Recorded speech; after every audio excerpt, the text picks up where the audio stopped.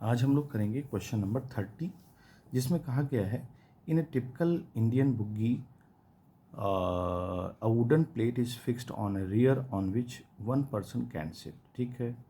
A buggy of mass 200 kilogram is moving at a speed of 10 kilometre per hour. As it overtake a school boy walking at a speed 4 km per hour, the boy sits on a wooden plate. If the mass of the boy is 25 kg, what will be the new velocity of the buggy? तो देखिए, यहाँ पर एक बुग्गी जा रही है, एक car जा रही है, समझ लीजिए आप. और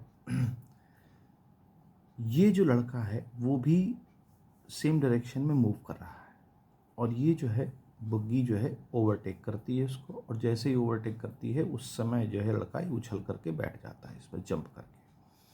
तो कह रहा है कि अब जब ये लड़का बैठ गया तो उस समय बुग्गी की क्या स्पीड होगी. तो अगर हम इस पूरे चीज़ों को एक सिस्टम मान लीजिए इस लड़के को भी और ये बुग्गी को भी एक सिस्टम मान लें. तो जब सिस्टम मान लेंगे तो हम क्या करेंगे कि मोमेंटम को कंजर्व कर पाएंगे, और जब मोमेंटम कंजर्व कर पाएंगे तो इसकी वेलोसिटी को पता कर सकते हैं.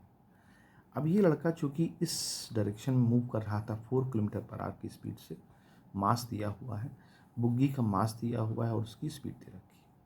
इनिशियल मोमेंटम हम लगाएंगे यहाँ, क्योंकि पूरे सिस्टम में कहीं भी कोई हॉरिजॉन्टल डायरेक्शन में कोई नेट फोर्स काम नहीं कर रहा है, जिसकी वजह से हम लोग इसको मोमेंटम कंजर्व कर पाएंगे. तो initial momentum is equal to final momentum. अब इनिशियल मोमेंटम क्या है, देखिए इस बुग्गी का मास 200 है, उसकी स्पीड हमको 10 दे रखी है, प्लस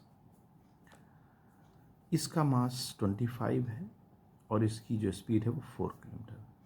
फाइनली क्या होता है, जब ये लड़का इससे बैठ जाता है जंप करके, ठीक है, तो ये जब जंप करके बैठेगा तो टोटल मास हमारा क्या हो जाएगा 225. और अब हमको वेलोसिटी पता नहीं है तो वेलोसिटी निकाल लेते हैं.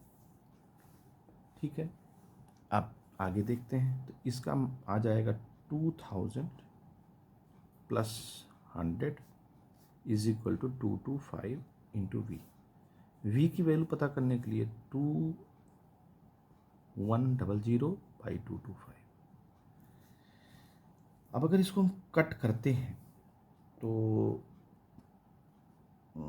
5 से कट कर लेते हैं. 5 4 जा और 5 4 जा और 5 2 जा ऐसे, और यहाँ से फिर से 5 से कट हो जाएगा. 5 9 जा और 5 8 जा, 5 4 जा. अब इसको 3 से कट कर सकते हैं. 3 3 जा 9, 3 2 जा 6, 3 8 जा, यानी कि जो अब जो नई स्पीड आएगी वो आ जाएगी 28/3 किलोमीटर पर आवर. ये हमारी नई स्पीड आएगी. अच्छा, यहाँ पर लड़का जो है कुछ दिया तो है नहीं कि कैसे ये मूव कर रहा है, मतलब जब ये जंप करेगा तो ये ज़मीन को पीछे ढकेल के जंप कर रहा है या कैसे कर रहा है, ये नहीं. इसने जंप किया, तो जंप जब करेगा तो ये ज़मीन को, अर्थ को धक्का नीचे की तरफ देगा तो अर्थ इसको ऊपर की तरफ वर्टिकली उछालेगी. तो वहाँ पर हॉरिजॉन्टल कोई भी नेट फोर्स नहीं काम करेगा. वर्टिकल काम कर रहा है लेकिन हॉरिजॉन्टल नहीं कर रहा है.